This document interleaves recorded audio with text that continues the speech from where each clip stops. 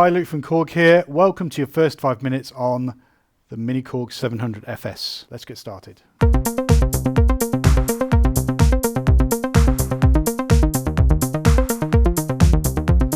Okay, so this is what you get in the box. The keyboard, most importantly, of course. A manual, a coupon for some cool software, UK power supply KA390, and 2 replacement knobs for the Traveller, which is the filter, so you can use it in different ways. So as you can see, we're all connected up ready. We've got our power connected, we've got a pair of jacks left and right, so they're 1/4" jacks. They can go to a pair of studio monitors maybe, or a mixing desk, or some recording equipment. You've also got a headphone jack as well. You could use that instead, so you can monitor from headphones. It's also got its own headphone volume as well. So now we've got all that ready, let's power it on. And there we go. There's our sound. If you do need to tune it to external pieces of equipment, there's a tuning slider here. I'm going to leave that in the middle. The volume control is over here on the left. And beyond that, you're ready to go. So let's start checking out some of the presets, because of course, even though it's an analog synth, you've got these preset buttons, 2 banks of 7, so 14 in total. So we can just select these and instantly recall our sounds. If you want to go into the second bank, just press bank. And then you've got another 7 built in there. So let's have a little tour of the panel and show you some of the most used features straight away. So at the moment we've got just oscillator 1 on, and this is where you choose your waveforms. Triangle, square, saw, and then chorus versions of saw as well. You can change the octave. If you want to add a second oscillator, you just can flick this switch called Effect, and then it will bring in this section, which is your second oscillator.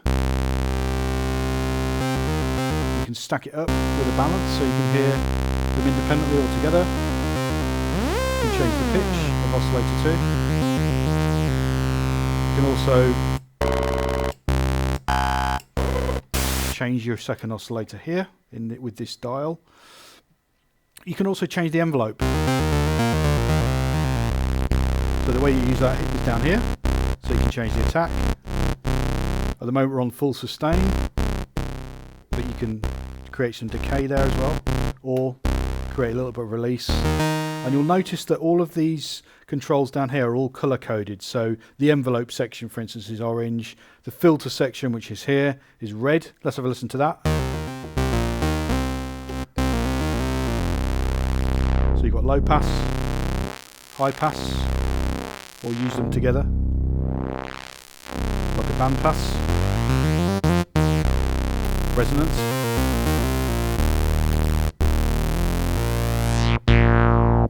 and expand will give you a little bit of an envelope on the filter. You'll also notice that some of the terminology is different. You've got Traveller instead of filter, bright instead of resonance. And then beyond that, you can use some of the other controls to start manipulating your sounds, but they're the main things you need to get started with your sound design. And of course, you've got a great spring reverb built in as well. You've got a feature called Repeat, which is like an arpeggiator. So you can change the speed of that here.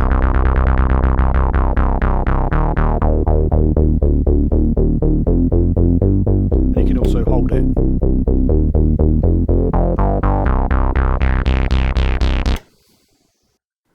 So if you do want to put your synthesizer into an initialized state, so to start building a sound from the ground up, it's very easy to do that. You can press this panel button, and that will actually put the sound in the true position of all of these switches. So at the moment, I've got it initialized, so all switches up, all of these faders up, the tuning in the middle, these 2 switches to the left, the attack closed, the percussion fully open, and the filter, the low pass open, and the high pass closed, spring reverb off, volume I've got it in the middle, and then these 3 switches up, these 2 faders down, and then the pitch in the middle, and this switch to the top. And then you should be ready to go. And then you can start building a sound from there. We're on a triangle wave there. We could go for a square wave or a saw wave, and so on. Okay, so connections wise, as well as the power and the audio and the headphones we talked about earlier, we've got first of all an audio input, so you can actually send external signals through this synth and start manipulating that, which is really cool. You've also got CV and gate, so you can connect to modular equipment really easily and start using the sounds of this. You've got sync in and out, so that means you can get your timing going with other Korg and other equipment that has sync on it to get your timing right. And then you've also got a MIDI in, so you can connect external MIDI keyboard, and MIDI via USB as well, so you can connect to computer. And there's a great librarian you can download for free for the miniKORG 700 FS as well, so you can manage all your patches that way as well. So there we go, that's the miniKORG 700 FS. Go and check it out.